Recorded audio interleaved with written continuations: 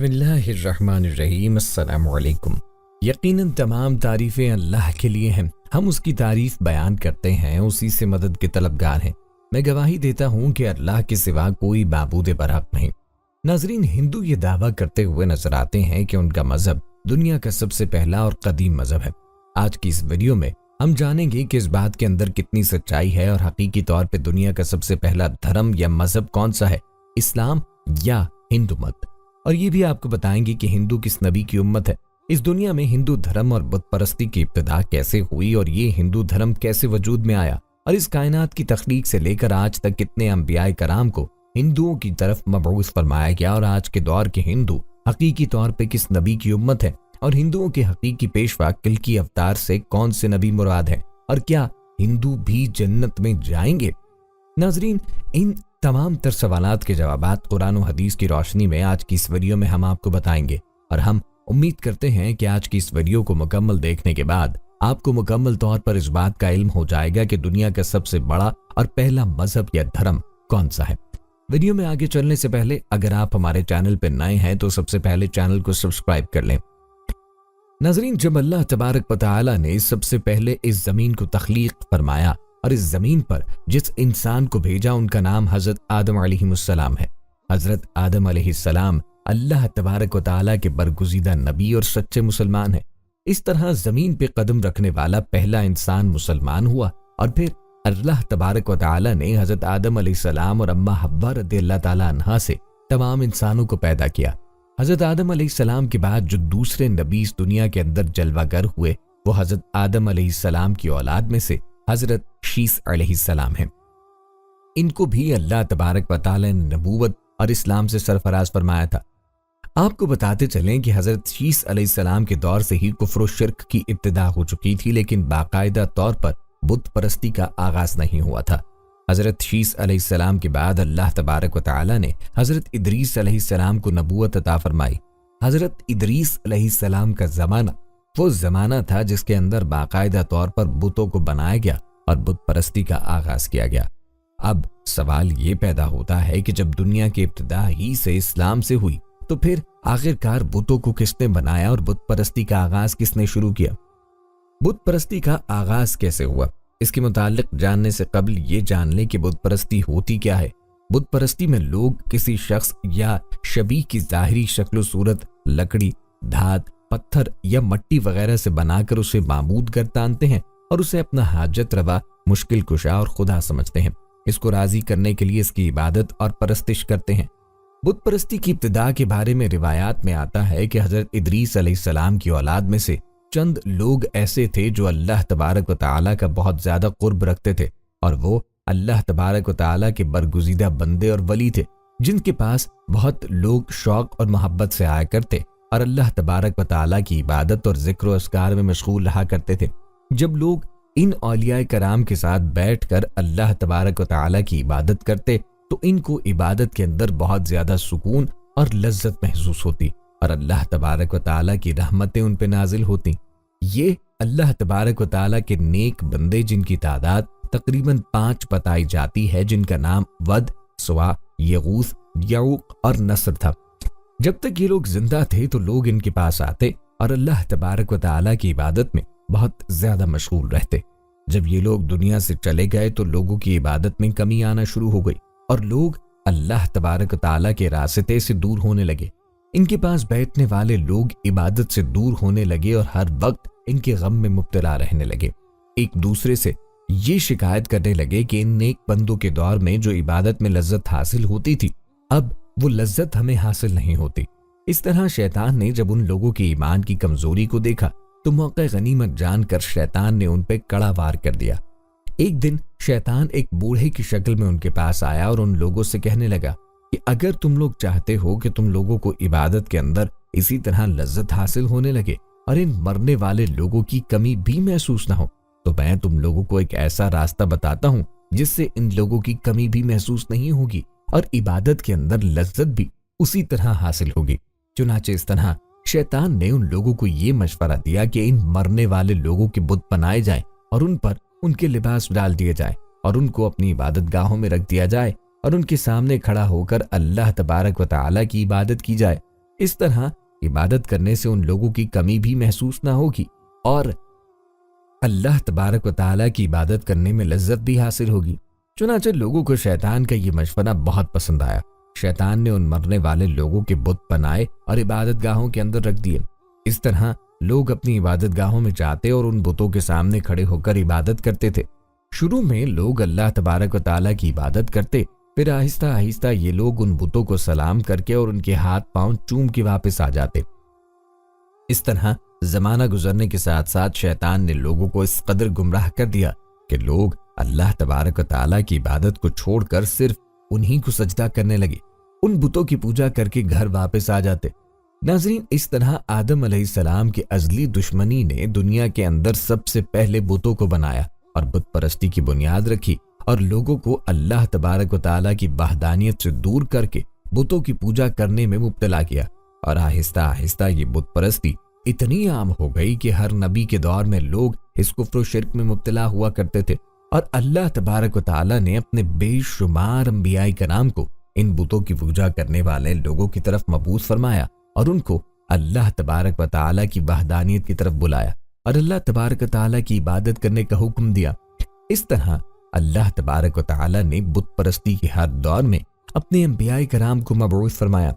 اس روح زمین پہ اللہ تبارک و تعالیٰ کی طرف سے بھیجے ہوئے کم و بیش 1,24,000 انبیاء کرام تشریف لائے اور ہر نبی نے اللہ تبارک و تعالیٰ کی وحدانیت کی طرف بلایا۔ اب بات کرتے ہیں ناظرین کہ آج کے دور کے ہندو کس نبی کی امت ہے اور ان ہندوؤں کے آخری پیشوا کلکی اوتار سے کون سے نبی مراد ہے۔ ناظرین، اللہ تبارک و تعالیٰ نے ہر قوم کی رشد و ہدایت کے لیے انبیاء کرام کو بھیجا، جس طرح کہ اللہ تبارک و تعالیٰ قرآن پاک میں ارشاد فرماتا ہے کہ میں نے ہر قوم کی طرف نبی بھیجا۔ قرآن پاک کی اس آیت سے بخوبی اندازہ لگایا جا سکتا ہے کہ اللہ تبارک و تعالیٰ نے ہر دور میں ہر قوم کی طرف انبیاء کرام کو بھیجا، تو پھر ہندوستان کیسے نبی سے محروم رہ سکتا ہے اور ہندو لوگ کس طرح کسی نبی کی امت نہیں ہو سکتے؟ ہندو بھی کسی نہ کسی نبی کی امت ضرور ہیں، جیسے کہ ہندوؤں کی مشہور مذہبی کتابوں میں ایک خالق و مالک اور جنت، دوزخ اور آخرت کا تصور موجود ہے۔ اس کے علاوہ حضرت محمد صلی اللہ علیہ وسلم کے بارے میں واضح طور پر پیشن گوئیاں موجود ہیں۔ ناظرین، قدیم ہندوستان میں دیوتاؤں کا وجود نہ تھا، کیونکہ تب خصوصاً شمالی ہندوستان میں وید مت رائج تھا۔ اس مذہب میں صرف ایک خدا کی عبادت ہوتی تھی، البتہ خدا کی صفتوں کے لحاظ سے مختلف نام تھے، جیسے دین اسلام میں بھی اللہ تعالیٰ کی صفات اجاگر کرتے اسماء حسنہ موجود ہیں۔ بھارتیوں کا دعویٰ تھا کہ وید مت ہندوستان میں بیرون ممالک سے آئے مہاجروں نے متعارف کرایا، جنہیں اب آریہ کہا جاتا ہے۔ بت پرستی کو پروان چڑھانے والے برہمن انہی آریانوں کی اولاد تھے۔ آج بھارت میں برہمن مت ہندو مت کی ہیت اختیار کر چکا۔ یہ نیا مذہب برہمن مت ہی کی ترقی یافتہ شکل ہے۔ اس کے ماننے والے ہندو کہلاتے ہیں۔ ہندوؤں کی مشہور کتاب وید مت کی بنیاد وید ہے۔ 4 مذہبی کتابیں جنہیں جدید ہندو بھی مقدس مانتے ہیں، ان کے نام رگ وید، یجر وید، سام وید اور اتھر وید ہیں۔ یہ وید دیوانی یعنی خدا کا کلام اور نج گیان یعنی خالق کے کائنات کا ذاتی علم ہے۔ انہیں شروتی گیان یعنی سنا جانے والا علم بھی کہتے ہیں۔ مطلب یہ کہ ویدوں کی تعلیم سینہ بسینہ چلی آ رہی ہے۔ یہی وجہ ہے 19ویں صدی سے قبل ویدوں کے قلمی نسخے بہت نایاب تھے۔ جب یورپی ماہرین ہندوستان آئے تو وہ 19ویں صدی میں برہمن پنڈتوں سے سن کر انہیں ضابطۂ تحریر میں لائے۔ کہا جاتا ہے کہ ابتدا میں صرف ایک وید تھا، پھر آسانی سے سمجھنے کی خاطر اس کے 4 حصے کر دیے گئے۔ ہمارے نزدیک ویدوں کی خاصیت یہ ہے کہ ان میں توحید کی تعلیم بھی موجود ہے۔ وید 1700 قبل مسیح سے 500 قبل مسیح کے عرصے میں تخلیق ہوئے، تاہم ہندوؤں کا اعتقاد ہے کہ یہ ہزارہا برس سے چلے آ رہے ہیں۔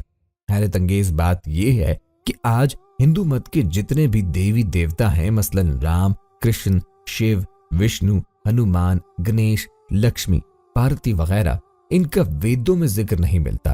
البتہ دور جدید کے ہندو ماہرین کھینچ تان کر یہ ثابت کرنے کی کوشش کرتے ہیں کہ فلاں ویدک دیوتا کی صفات شیو یا وشنو سے ملتی ہے، لہٰذا یہ وہی ہوں گے۔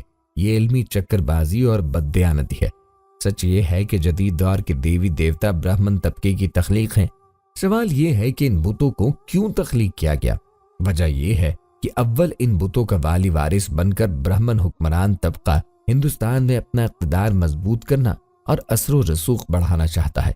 इसकी ख्वाहिश थी कि तबके को ज्यादा से ज्यादा ताकत और आसाइशें हासिल हो जाए। दोम वजह यह थी कि अवाम बुतों पर चढ़ावे चढ़ा सके और उन्हें नजराने दे। यूं ब्राह्मण तबके के लिए कमाई का मुस्तकिल जरिया खुल जाता। गोया अपने मफादात की तकमील के लिए कदीम हिंदुस्तानी हुक्मरानों ने तौहीद परस्ती की तालीम को खैर बात कहा और बुत परस्ती इख्तियार कर ली। बुत परस्ती दरअसल शख्सियत परस्ती की तरक्की याफ्ता किस्म है। सहीह बुखारी में हजरत अब्बास रज़ियल्लाहु अन्हु से रिवायत है कि नबी करीम सल्लल्लाहु अलैहि वसल्लम ने फरमाया, कौम नूह में चंद पाकबाज लोग मौजूद थे। जब वो चल बसे तो शैतान के उकसाने पर लोगों ने उनके बुत बना लिए। रफ्ता रफ्ता उनकी पूजा की जाने लगी। इस तरह इंसानी माशरे में बुत परस्ती का आगाज हुआ। याद रहे कि सूरह नूह आयत नंबर 22 में कौम नूह के बुतों के नाम विद, सवा, यगूस, यऊक और नस्र दर्ज है। ज़माने कदीम से ब्राह्मण तबके की सरतोड़ सही है कि वेदों को अवामुन नास में ना फैलाया जाए। माजी में तो सूरत हाल ये थी कि सिर्फ ब्राह्मण पंडित ही वेद हिफ्ज कर सकते थे और ब्राह्मणों के सिवा किसी हिंदुस्तानी को इजाजत नहीं थी कि वो वेद का एक लफ्ज भी सुन सके। आखिर आम आदमी को वेदों से दूर रखने के लिए इतने जतन क्यों किए गए? वजह यही कि बालादस्त ब्राह्मण तबका नहीं चाहता था तौहीद की तालीम अवाम में फैल जाए। अगर लोग एक रब की इबादत करने लगते तो उनका सारा धंधा चौपट हो जाता। वो फिर खुदा के नायब करार पाते और शाही इख्तियारात और आसाइशों से हाथ धो बैठते। कुरान पाक का मुतालिया कीजिए तो मालूम होता है हजरत नूह अलैहिस्सलाम से लेकर हुजूर अकरम सल्लल्लाहु अलैहि वसल्लम तक तमाम रसूलों और अंबियाए कराम का टकराव अपनी अपनी कौम के हुक्मरान और ताकतवर तबके से ही हुआ। ये हुक्मरान तबका बिलूम शैतान की तालीमात का पैरोकार होता था और तौहीद का सबसे बड़ा दुश्मन।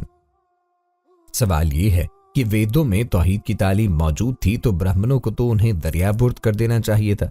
फिर ब्राह्मण पंडित उन्हें हिफ्ज क्यों करते रहे और ये अब तक बाकी कैसे चले आ रहे हैं? दरअसल कदीम ब्राह्मण रहनुमाओं ने, जिन्हें ऋषि भी कहा जाता है, सबसे पहले वेदों में ही बुत परस्ती के नजरियात दाखिल किए, क्योंकि इस जमाने में यही बुनियादी मजहबी कुतुब थी, इसलिए उन्हें भी बुत परस्ती के अव्वलीन आसार की हैसियत से अपना लिया गया। लेकिन ये सख्त एहतियात बरती गई कि वेद सिर्फ ब्राह्मण पंडितों के सीरों में महफूज रहें। इन्हें अहाता तहरीर में भी नहीं लाया गया क्योंकि ब्राह्मण तबके को खौफ था यूं वो अवामुन नास में फैल सकते हैं, जबकि वो तबका हर कीमत पर तौहीद की तालीम आम हिंदुस्तानी से दूर रखना चाहता था। सदियां गुजर चुकी, ब्राह्मणों और उनके पैरोकारों का वतीरा तब्दील न हुआ। गर्ज वेदों में बुत परस्ती के नजरियात दोहराने से इनमें तहरीफ हो गई और हकीकत खुराफात में जा खोई। मुसलमानों का ईमान है कि यहूद व नसारा के लीडरों ने भी तौरात व इंजील से बैना यही सुलूक किया। ये कुतुब इलाही थी, मगर यहूद व नसारा के हुक्मरान तबके और मजहबी रहनुमाओं ने अपने मफादात पूरे करने की खातिर इन आसमानी कुतुब में मनमाने नजरियात ठोंस दिए। इस तरह वो तहरीफ का शिकार हो गई। मगर हमारा अकीदा है कि बाइबल में तौहीद की तालीम भी मौजूद है, यानी जुस्ता जुस्ता तालीम इलाही भी मिल जाती है और कुरान पाक में भी इसी का तज़किरा फरमाया गया। यूं ही ब्राह्मण तबके की तहरीफ के बावजूद वेदों में तौहीद की तालीम भी बाकी रही। ये वाज़े रहे उपनिषद, शास्त्र, इतिहास, महाभारत, रामायण, पुराण, भगवद गीता और दीगर कुतुब मनुस्मृति जदीद हिंदुओं की बुनियादी मजहबी कुतुब है, मगर ये सभी ऋषियों की तख्लीक है। सिर्फ उपनिषदों और शास्त्रों में वेदों की तफसीर मिलती है, मगर इसका जोर भी बुत परस्ती पर है। तालीम तौहीद दोनों किस्म की कुतुब में बहुत कम है। वजह यही है कि वेदों के बाद सभी मजहबी किताबें बुत परस्ती के मौजूद ब्राह्मणों के अदवार में लिखी गईं और इनका असल मकसद बुत परस्ती की तरवीज था। उर्दू में सिर्फ यजुर्वेद का मुकम्मल तर्जुमा हुआ है, बकिया वेदों के इक़्तिबासात मुख्तलिफ कुतुब में मिलते हैं। हैरत अंगेज बात यह कि अल्लाह ताला ने वेदों में तौहीद की तालीम अफशा करने का काम ऐसे शख्स से कराया जो मुसलमानों का मुखालिफ था। यह अल्लाह पाक की हिकमत व मुआज़ा फरमाई है। दोस्तों, बहैसियत मुसलमान हमारा ईमान है कि रोए ज़मीन पे हज़रत आदम अलैहिस्सलाम पहले इंसान है। आपसे फिर इंसानी नस्लों ने जन्म लिया। यहूद व नसारा आपका मस्कन वादी दजला व फुरात, खलीज फारिस या आर्मीनिया में बताते हैं। कुरान मजीद में यह दर्ज नहीं कि आप जमीन पे किस जगह उतारे गए। वो मुकाम अफ्रीका हो सकता है, एशिया या चीन भी। माहिरीन असरियात कहते हैं कि कुरह अर्ज पे अव्वली इंसानी शहरों की बुनियाद 5 दरियाओं दजला, फुरात, नील, सिंध और यांगत्ज़ी की वादी में 10-12 हजार साल पहले रखी गई। यही शहर तहजीब व तमद्दुन के अव्वलीन मनाकिज़ भी थे। हजरत आदम की तबलीग के पेश नज़र इन बस्तियों के साकिनों को तौहीद परस्त होना चाहिए, मगर मिस्र और वादी दजला और फुरात के कदीम मकामात में खुदाई से देवरी देवताओं के बुत मिले हैं। इससे अश्कारा है कि इन जगहों पर बुत परस्ती राइज हो चुकी थी। कुरे अर्श पे नुज़ूल हज़रत आदम के बाद दूसरा अहम तरीन और इनकलाबी वाक़या तूफ़ान नूह है। सही बुखारी की एक हदीस की रूह से हज़रत आदम से हज़रत नूह तक 10 पुश्तों का फासला है। यह अरसा मामूली नहीं, क्योंकि ज़माने कदीम में इंसानी उम्र काफ़ी तवील होती थी। जिस कौम में हज़रत नूह पैदा हुए वो अजीम तरीन गुनाह शिर्क बुत परस्ती में मुब्तला हो चुकी थी। उलमा इस्लाम की अक्सरियत मुत्तफ़िक़ है कि यह कौम वादी दजला और फुरात में आबाद थी। बाइबल में हज़रत नूह अलैहिस्सलाम का जिक्र उनकी पैगम्बराना शान की मुनाफी है। यहूद व नसारा के नज़दीक हज़रत नूह शराब पीने वाले पहले इंसान थे। कुरान पाक में मगर आप एक जलील क़द्र रसूल की हैसियत से सामने आते हैं। किताब इलाही की 28 सूरतों में 40 से ज़ायद आयात में आपका तज़किरा है। गोया बाइबल और कुरान मजीद में तज़किरा हज़रत नूह बिल्कुल मुख्तलिफ है। फिर भी बाज़ मुस्तशरिकीन कुरान पाक पर बाइबल की नकल का नापाक इल्ज़ाम धरते हैं। एक मुत्तफ़िक़ अलैह हदीस की रूह से हज़रत नूह कुरे अर्ज़ पे पहले रसूल हैं, यानी अल्लाह ताला ने उन पे बज़रिए वही शरीयत नाजिल फरमाई ताकि वो इसे अपनी कौम को अता फरमा सकें। हज़रत आदम अलैहिस्सलाम के सभी पैरोकार तौहीद परस्त थे, मगर हज़रत नूह मबूस हुए तो औलाद आदम में कई लोग शैतान के जाल में फंसकर मुशरिक हो चुके थे। इसीलिए उन्हें राह रास्त पर लाने की गर्ज से शरीयत नाजिल फरमाई गई। उलमा इस्लाम लिखते हैं कि शरीयत नूही इस्लामी शरीयत के करीब थी। सूरह शूरा में आयत नंबर 13 में अल्लाह ताला फरमाते हैं, इस अल्लाह ने तुम्हारे लिए वही दीन मुकर्रर किया जिसकी हिदायत उसने नूह को फरमाई और जिसका हुक्म हमने इब्राहीम, मूसा और ईसा को दिया कि इस दीन को कायम रखो और तफर्रक़े न डालो। हज़रत नूह अलैहिस्सलाम ने अपनी कौम में तबलीग फरमाई, मगर चंद गुरबा को छोड़कर बकिया मुशरिक रहे। आखिर तूफान ने सभी कुफार को गर्क कर दिया। बेशतर उलमा का ख्याल है कि सैलाब वादी दजला और फुरात, मिस्र और मुल्हिका इलाकों में आया था। इसीलिए हिंदुस्तान और चीन मुतासिर नहीं हुए, जहां इंसानी बस्तियां आबाद हो चुकी थीं। इस बात की तायीद सूरह आराफ की आयत 67 से भी होती है, और हमने तूफान में उन लोगों को भी गर्क कर दिया जिन्होंने हमारी निशानियों को झुटलाया था। तारीखी आसार से भी आया है कि यह तूफान आलमगीर न था। दौर जदीद की कई तहजीबों में मगर ज़माने कदीम में अजीम तूफान आने की रिवायात मिलती हैं। वजह ये कि अल्लाह ताला ने हज़रत नूह के बच जाने वाले बेटों और कश्ती पर सवार दीगर नेकोकारों की औलाद पर फजल फरमाया। उनकी औलाद फिर पूरे कुरे अर्ज पे फैल गई। वो जहां भी पहुंची अपने साथ हज़रत नूह की कुछ न कुछ तालीम जरूर ले गई, और इसमें तूफान आने का तस्करा भी मौजूद था। नाज़रीन, माहिरीन असरियात बताते हैं कि 4,500 साल कबल वादी दजला और फुरात ईरान और वस्ती एशिया से महाजर हिंदुस्तान आने लगे। इन सभी महाजरीन को मजमूई तौर पे आर्या कहा गया, और वेद इन्हीं की तालीमात पर मबनी है। दर्ज बाला बताया जा चुका कि वेदों में तालीम तौहीद भी मिलती है। इसीलिए शाह वलीउल्लाह बानी देवबंद मौलाना कासिम नानतवी और दीगर मुशाहिरी इस्लाम आर्याओं को किसी रसूल की कौम में से समझते थे, जबकि दौर जदीद में मौलाना सलेमान नदवी, मौलाना उबैदुल्लाह सिंधी, ख्वाजा हसन निज़ामी और मौलाना शम्स नवीद उस्मानी रहमतुल्लाह अलैह जैसे जय्यद उलमा ने इन्हें साबाईन में शुमार किया। कुरान पाक में साबाईन का जिक्र यहूद व नसारा के साथ आया है। सूरह बकरा आयत 62, सूरह मायदा आयत 61 और सूरह हज आयत 17 में कहा गया है कि यहूद व नसारा और साबाईन में से जो शरीयत इलाही पर अमल करते हैं वो खौफजदा और गमगीन न होंगे। उलमा इस्लाम में इख्तिलाफ है कि ये कौन सी कौम थी। अल्लामा इब्न कसीर तफसीर कुरान और इमाम राबिग़ अस्फ़हानी मुफर्रदात ने उन्हें कौम नूह करार दिया। याद रहे, हज़रत नूह की कश्ती कोहे चौदी पर ठहरी, जो इराक, ईरान, तुर्की और आर्मेनिया की मुश्तरका सरहद पर फैले पहाड़ी सिलसिले की एक चोटी थी। उलमा इस्लाम लिखते हैं कि हज़रत नूह फिर अपने अहले खाना और बच्चे कुचे नेकोकारों के साथ वादी दजला और फुराती में मुकीम हुए। आयत कुरानी की रोशनी ही में उलमा ने साबाईन को कौम नूह कहा। वजह ये कि अक्सर आयात में हज़रत नूह का जिक्र हज़रत मूसा और हज़रत ईसा के साथ आया है, जो यहूद व नसारा के रसूल थे। चूंकि दीगर आयात में यहूद व नसारा के साथ साबाईन का भी जिक्र है, इसीलिए उलमा ने इसे हज़रत नूह की कौम करार दिया, क्योंकि वो भी रसूल थे। आयत कुरानी से यह भी वाज़ेह है कि मुमकिन है حضرت نوح پر کوئی صحیفہ نازل ہوا ہو۔ قرآن پاک میں تورات سے قبل کے صحائف کو صحف اولا کہا گیا ہے۔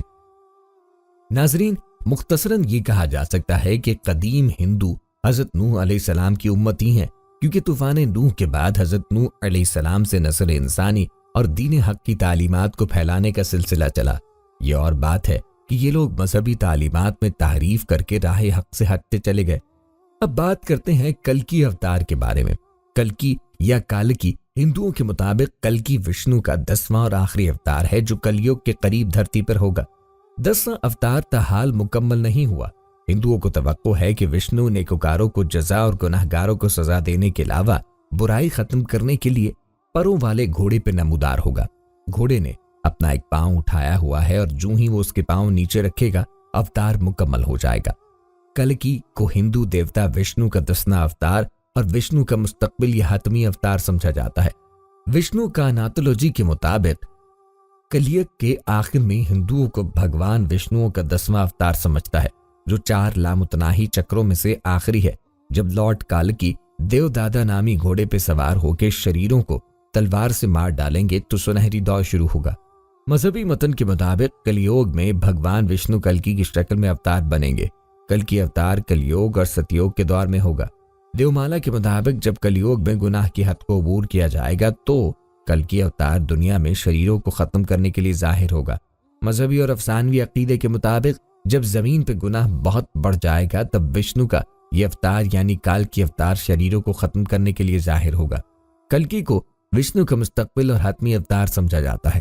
خدا کا یہ اوتار نسکلن کا بھگوان کے نام سے بھی جانا جائے گا۔ آپ کو جان کے حیرت ہوگی کہ لارڈ شری کلکی 64 فنون کا مکمل بےداغ اوتار ہے۔ صحیفوں کے مطابق یہ اوتار مستقبل میں ہونے والا ہے۔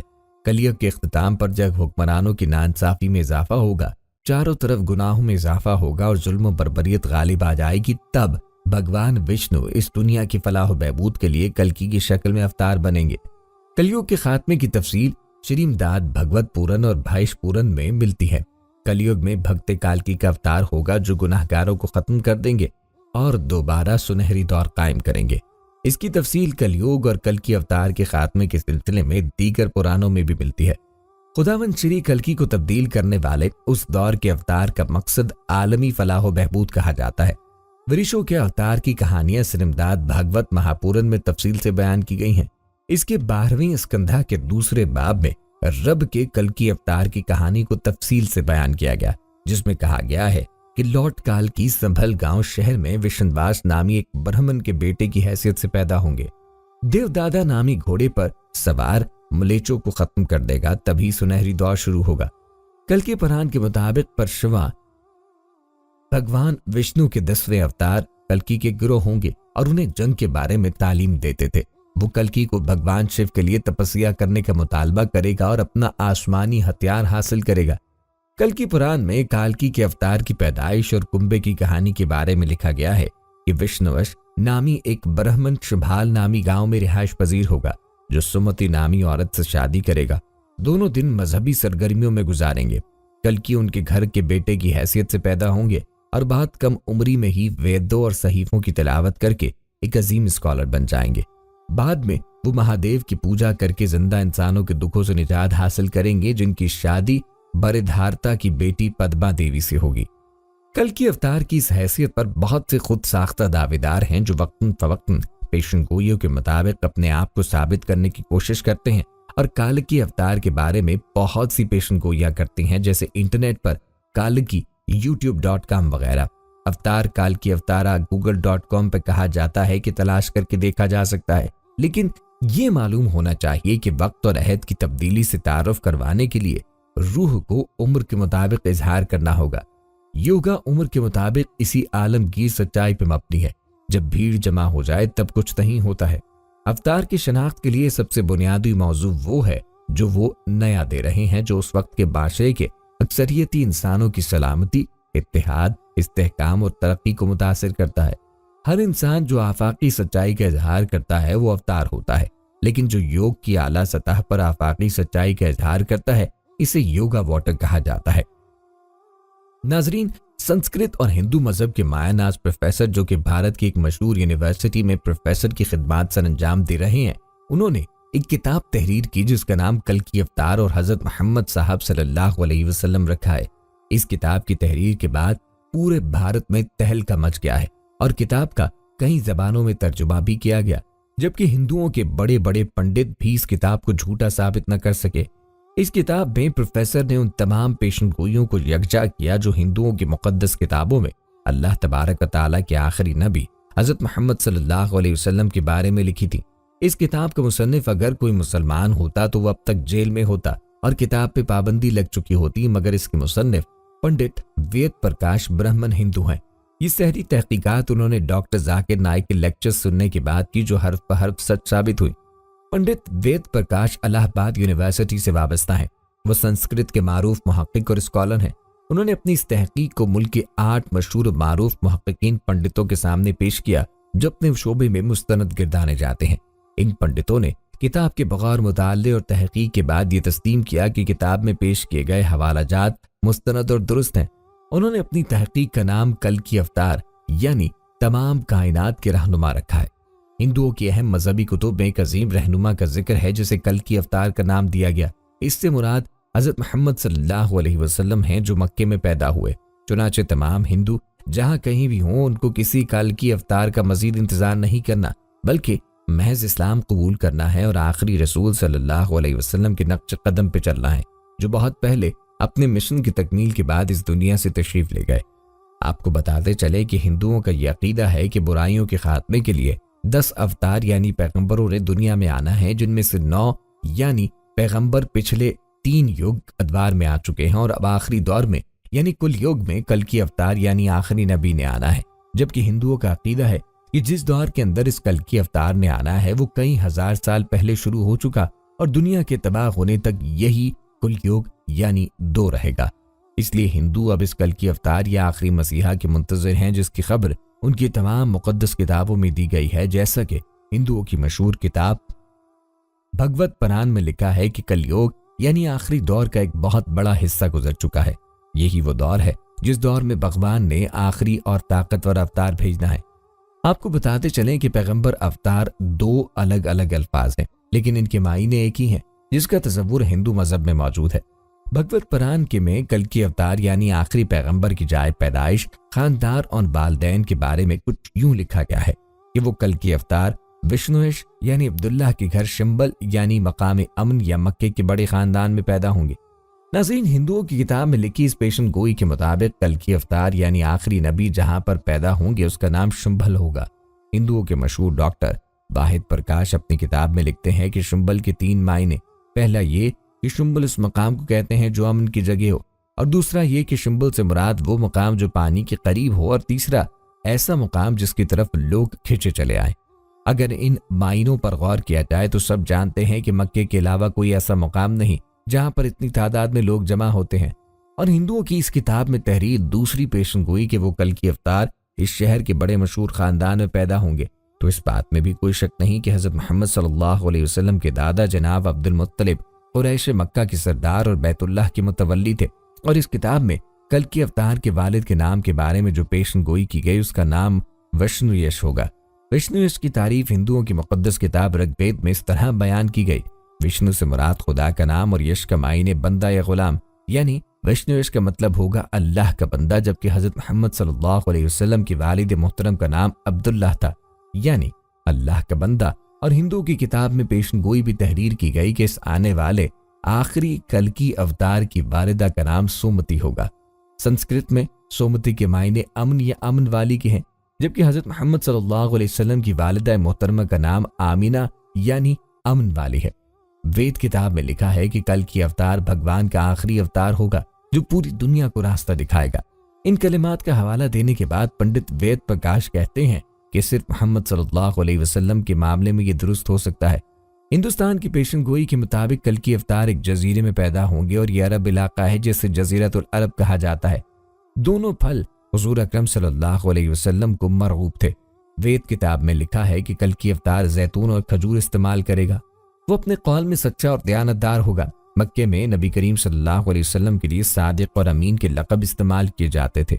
وید کے مطابق کل کی افطار اپنی سرزمین کے معزز خاندانوں میں سے ہوگا، اور یہ بھی نبی کریم صلی اللہ علیہ وسلم کے بارے میں سچ ثابت ہوتا ہے کہ آپ قریش کے معزز قبائل میں سے تھے جس کی مکے میں بے حد عزت تھی۔ ہماری کتاب کہتی ہے کہ بھگوان کل کی افطار کو اپنے خصوصی قاصد کے ذریعے غار میں پڑھائے گا۔ اس معاملے میں بھی درست ہے کہ نبی کریم صلی اللہ علیہ وسلم مکے کی وہ واحد شخصیت تھے جنہیں اللہ تعالیٰ نے غار حرا میں اپنے خاص فرشتے حضرت جبرائیل کے ذریعے تعلیم دی۔ بنیادی عقائد کے مطابق بھگوان کل کی افطار کو ایک تیز ترین گھوڑا عطا فرمائے گا جس پہ سوار ہو کے وہ زمین اور 7 آسمانوں کی سیر کرائے گا۔ محمد صلی اللہ علیہ وسلم کا براق پہ معراج کا سفر کہ یہ ثابت نہیں کرتا ہے۔ ہمیں یقین ہے کہ بھگوان کل کی افطار کی بہت مدد کرے گا اور اسے قوت عطا فرمائے گا۔ ہم جانتے ہیں کہ جنگ بدر میں اللہ نے نبی کریم صلی اللہ علیہ وسلم کی فرشتوں سے مدد فرمائی۔ ساری مذہبی کتب کے مطابق کل کی افطار گھڑ سواری، تیر اندازی اور تلوار زنی میں ماہر ہوگا۔ ناظرین، پنڈت وید پرکاش نے اس پہ جو تبصرہ کیا وہ اہم اور قابل غور ہے۔ لکھتے ہیں کہ گھوڑوں، تلواروں اور نیزہ کا زمانہ بہت پہلے گزر گیا، اب ٹینک، توپ اور میزائل جیسے ہتھیار استعمال میں ہیں، لہٰذا یہ عقل مندی نہیں کہ ہم تلواروں، تیروں اور برچھیوں سے مسلح کل کی افطار کا انتظار کریں۔ حقیقت یہ ہے کہ مقدس کتابوں میں کل کی افطار کے واضح اشارے حضرت محمد صلی اللہ علیہ وسلم کے بارے میں ہیں جو ان تمام حربی فنون میں کامل مہارت رکھتے تھے۔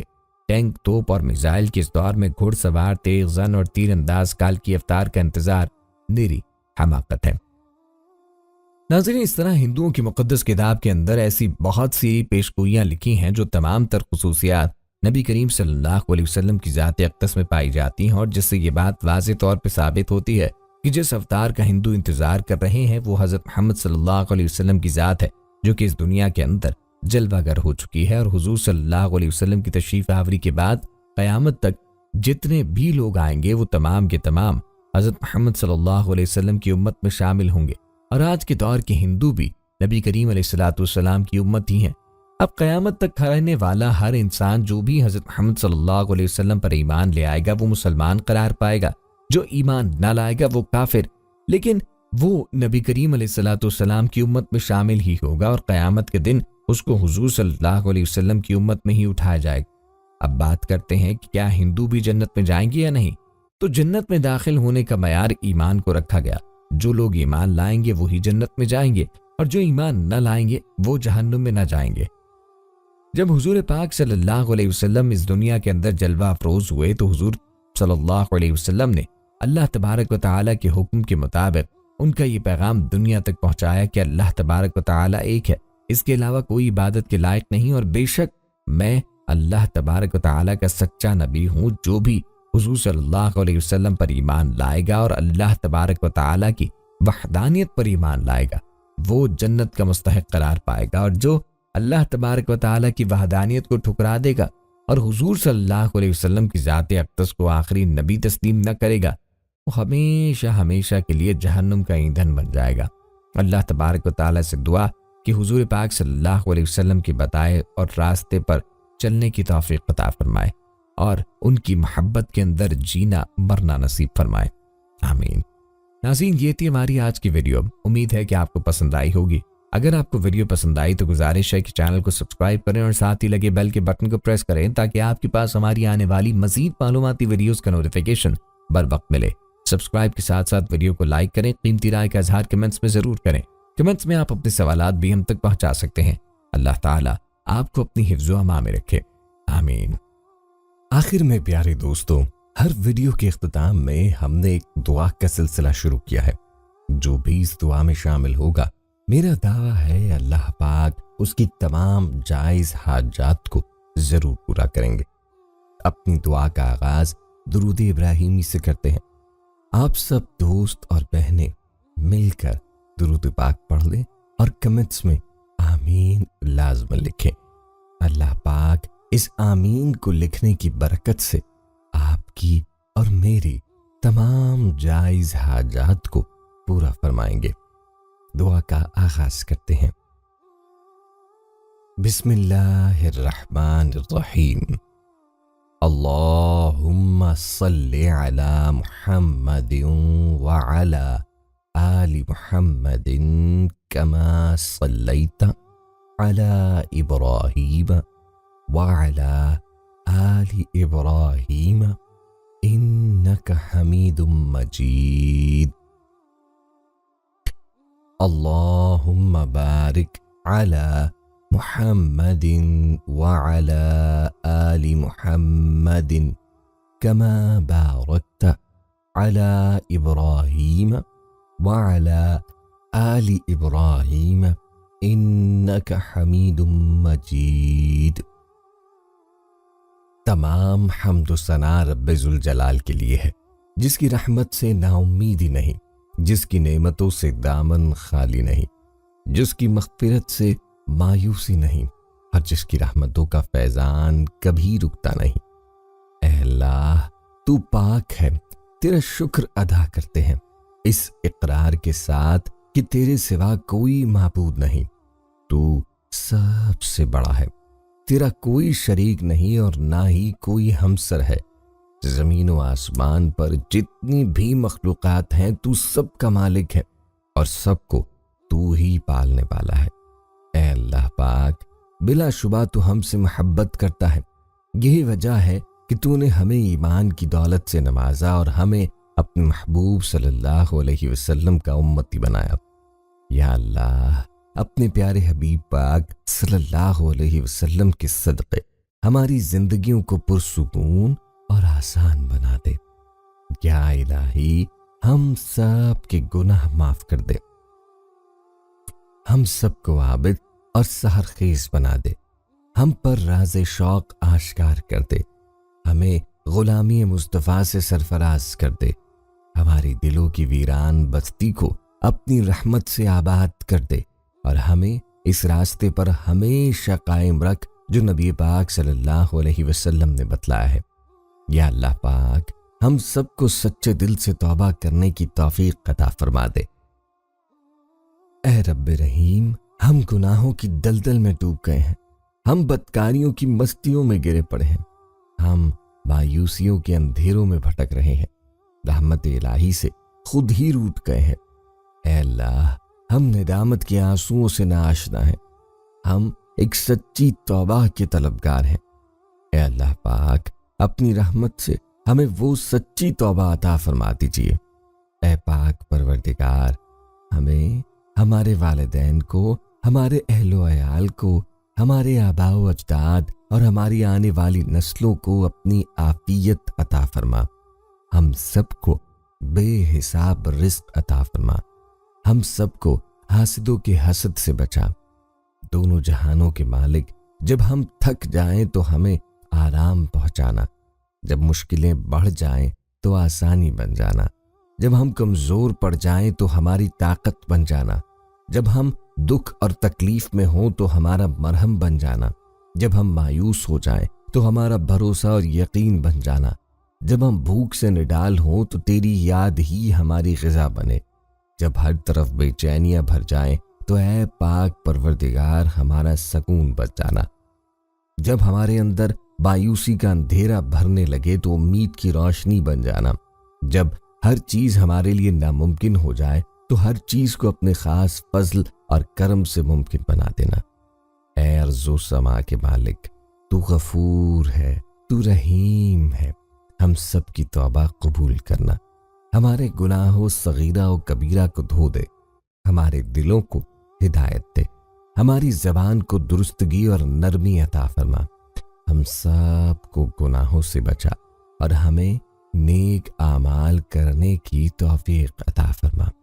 اے اللہ، جس طرح تو بارش برسا کر سوکھی زمین کی پیاس بجھاتا ہے، اسی طرح اپنی رحمت سے ہمارے دلوں کو بھی سیراب کر دے، بے شک تو بڑا مہربان اور نہایت رحم کرنے والا ہے۔ اے پاک پروردگار، ہم سب کو ہر اس نعمت سے سرفراز فرما جس میں ہمارے لیے خیر و برکت ہو، عزت و وقار ہو، راحت و سکون ہو، صحت اور تندرستی ہو، ترقی و خوشحالی ہو اور دنیا و آخرت کی بھلائی ہو۔ اے اللہ، ہماری زندگیوں کو محبت کا عنوان بنا دے کہ ہم سب سے زیادہ تجھ سے محبت کریں، تجھ کو فوقیت دے، تیری عبادت کریں، تیرا حکم مانیں، تیرے بتائے ہوئے راستے پہ چلتے رہیں، یہاں تک کہ ہماری زندگی تمام ہو جائے اور تو ہمیں اپنے نور سے ڈھانپ لے، وہ نور جو ہمارے سینے کو منور کر دے، وہ نور جو قبر کو روشن کر دے، وہ نور جو پل صراط پہ روشنی بن جائے۔ اے ہمارے رب، ہم کو بھی ان خوش نصیبوں میں شامل فرما جن کی توبہ تو قبول کرتا ہے، جن کے گناہوں کو تو اپنے فضل و کرم اور رحمت سے نیکیوں میں تبدیل کرتا ہے۔ یا اللہ، ہمارے پاس کوئی عمل نہیں ہے، صرف تیری رحمت کا آسرا ہے۔ یا پروردگار، ہمیں اپنی رحمت میں ڈھانپ لے۔ اے بلندیوں کے بادشاہ، اے رب کائنات، ہمارے دل اور ہمارے قدم اپنی رضا کی طرف پھیر دے۔ یا اللہ، ہمیں وہ عقل دے جو تسلیم و رضا میں جائے، ہمیں وہ دوست دے جو منزل تک ہمارا ساتھ دے، ہمیں وہ نسبتیں عطا کر جو تجھے منظور ہیں۔ یا اللہ پاک، اپنے محبوب کی ہمارے دلوں میں محبت عطا فرما۔ یا الہی، اس دور میں اور آنے والے دور میں ہم سب پہ مہربانی فرما۔ یا اللہ، ہمارے دلوں کو غفلت سے دور کر دے اور ہم کو آخرت کی تیاری کی فکر عطا فرما۔ اس دنیا میں اور اس زندگی میں اپنے نبی پاک صلی اللہ علیہ وسلم کا تابعدار اور مطیع ہم کو بنا دے، تاکہ قیامت میں ذلت اور رسوائی نہ ہو۔ یا اللہ، اپنے مومن اور مخلص بندوں کے ساتھ ہمارا حشر فرمائیے اور دوزخ کے عذاب سے ہم سب کو اپنی پناہ میں رکھنا۔ اے پاک پروردگار، ہم کو اعمال صالحہ کی توفیق عطا فرما اور اپنی رحمت سے ہم سے وہ کام لے جس سے تو راضی ہو، اور ان سب کاموں سے بچا لے جن سے تو ناراض ہو۔ یا اللہ، شیطان کی گمراہیوں سے ہم سب کو کامل طور پر محفوظ رکھ۔ اے رب کریم، ہمارے ہاتھ تیرے سامنے پھیلے ہیں، ان کو اپنی شان کے مطابق خیر و برکت اور دنیا و آخرت کی ہر طرح کی بھلائی اور کامیابی سے بھر دے۔ اے اللہ، ہمیں ہر وہ چیز عطا فرما جس کی ہمیں ضرورت ہے۔ اللہ پاک، ہمیں اپنے سوا کسی کا محتاج نہ فرمانا۔ اے بہت بڑی شان والے، ہمیں باعزت اور بہترین صحت کے ساتھ عمر طویل عطا فرمانا اور ہمیشہ اپنے حفظ و امان میں رکھنا۔ یا اللہ، خاوند اور بیوی کو ایک دوسرے کے حقوق ادا کرنے کی توفیق عطا فرما، اولاد کو والدین کا فرما بردار بنا دے، بھائی بھائی سے ناراض ہیں، ان کی آپس کی نفرتیں ختم کر دے۔ اے مالک، جو بچے بگڑے ہوئے ہیں ان کو راہ راست پر چلنے کی توفیق عطا فرما۔ اے اللہ، ہم نے جن کے حقوق دینے ہیں یا ہم نے جن کی غیبت یا چغلی کی ہے، انہیں اپنی بارگاہ میں سے اتنا دے اور ایسی جزا و ثواب سے نواز دے کہ روز قیامت انہیں ہم سے بدلہ لینے کی طرف توجہ ہی نہ ہو۔ اے پاک پروردگار، ہمارے والدین کو سلامت رکھ، صحت اور تندرستی کے ساتھ تمام زوجین میں محبت بنائے رکھ اور جہاں ناراضگی ہے اسے دور کر دے۔ یا الہی، جو بے اولاد ہیں، اولاد کی نعمت کے لیے تڑپتے ہیں، انہیں نیک اور صالح اولاد عطا فرما دے۔ جن کی شادیاں نہیں ہوئی، جو بیٹے اور بیٹیاں رشتوں کی آس لگائے بیٹھے ہیں، اپنے غیب کے خزانوں سے ایسے وسیلے اور راستے بنا کہ ان سب کو نیک شریک حیات ملے۔ یا اللہ، جو مسلمان پریشان حال ہیں، مصیبت میں ہیں، اپنی لامحدود رحمت و مہربانی سے ان کی تمام پریشانی، مشکل، مصیبت اور تنگی کو دور فرما دے۔ اے ارض و سما کے مالک، ہماری ٹوٹی پھوٹی دعاؤں کو نہ دیکھ، ہمارا تجھ پہ جو یقین کامل ہے اس کو دیکھ اور آج ہماری تمام دعاؤں کو، حاجات کو پورا کر دے۔